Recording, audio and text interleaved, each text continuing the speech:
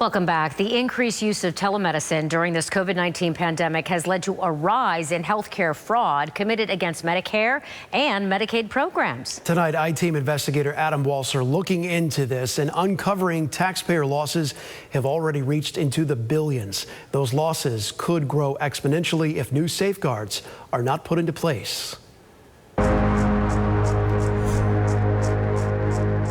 When the coronavirus pandemic shut down America last year, Congress acted quickly to ease restrictions on telemedicine. Can you give me an through the CARES Act. Telehealth appointments shot up like a rocket during COVID. That allowed doctors to bill Medicare and Medicaid for seeing patients and providing services remotely for the first time. Have you had shortness of breath? They were even allowed to charge for seeing patients in other states. But plenty of people broke the rules. Today's announcement marks the largest amount of fraud ever charged by the Department of Justice in a single national takedown operation. Last September, 345 suspects were indicted on felony healthcare fraud-related charges, including 9 from the Tampa Bay region.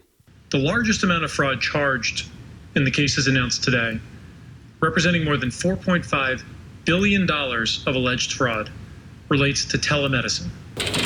That was in just 5 months. Since then, experts believe criminals have been using the stolen identities of both doctors and patients to bill for services never provided. What COVID taught the transnational criminal groups, government is the easy target.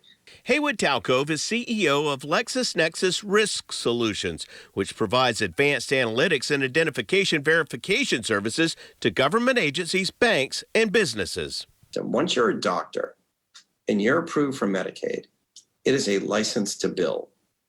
And the only thing that can constrain you is the auditing and other functions that the state has.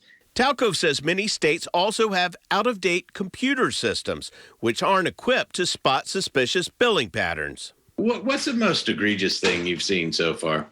A fake medical office composed of 8 fake doctors that billed over $90 million.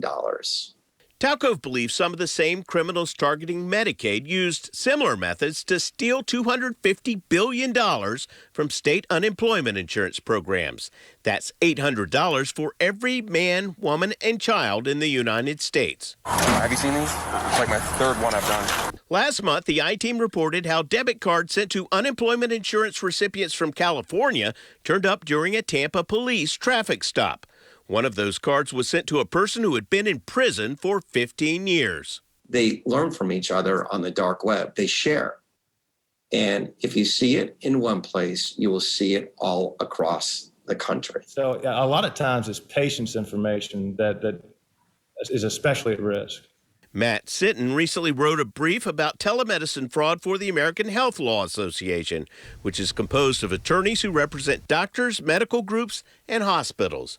He worries widespread fraud could affect future benefits for patients and the overall health of hospital systems, which depend on government funding. I personally think that a lot of states are hard-pressed for resources when you have so many other issues to deal with. A lot of times, the last thing on the plate can be going after localized Medicaid fraud. What's Florida doing to prevent and identify telemedicine fraud? We don't know. We contacted Governor DeSantis' office and the Florida Agency for Healthcare Administration, which oversees Medicaid, but we are still awaiting answers. A spokesperson for Attorney General Ashley Moody's office, which prosecutes Medicaid fraud, urges Medicaid recipients who receive statements for services they didn't receive to contact their office. Talcove says it's time for every state to act quickly before the problem gets out of hand. And we don't have 5 years to put together a new plan. We don't even have 5 months. We are going to lose $1 trillion. I'm I-Team investigator Adam Walser taking action for you.